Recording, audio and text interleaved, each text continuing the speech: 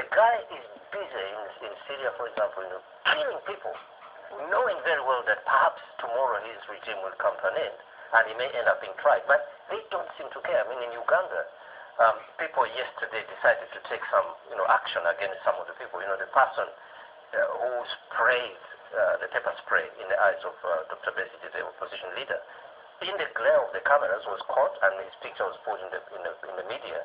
And then people went to his home area, burned down the houses and so on and so on. So I think that there is, I don't condone violence, and I think that right now in Uganda there is a group led by Dr. Olaroton who are saying we need peaceful, like in Tunisia, like Egypt, we need peaceful uprising. But I think that people now need to start saying, well, look, we must also target these leaders and the world. Britain, United Nations and others, where are they? They are busy about Syria, busy about oil in Libya. Why is it that, you find a small country like Uganda, nobody really cares? Do you think that, because you said in our earlier conversation that obviously what's been happening in North Africa, in sub-Saharan Africa, is now inspiring many people. But do you think also what is happening in Libya in terms of Gaddafi digging in and repressing his own people is inspiring the leadership in Uganda and in Syria? Because they say, hold on a minute, look what happened to Mubarak, he went quietly. Look what happened to Ben Ali, he went quietly.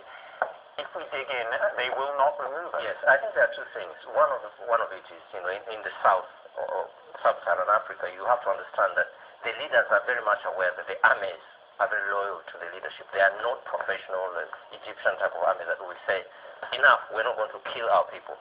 So the leaders depend on that, knowing that, in Uganda right now, it's the son of President Museveni who is heading the special forces. Now, there's no way that army can go against him. So that's one thing. But the other thing is our situation may just go into the Libyan way, because when you have a government that is totally determined to kill, literally kill, and I'm telling you that if this continues and the people are saying they are going to continue with the demonstrations week after week, a month from now we're going to count 1,000 people dead. I wonder what the United Nations will do, what ICC will do, what Britain will do. But it's that type of aggressive fight back by the government that frightens many people in Africa to stand up. Brian, I mean, that's also one of the underlying conversations that everybody's having. Why intervene in one place, Libya, when you're not intervening in another place, Uganda or Syria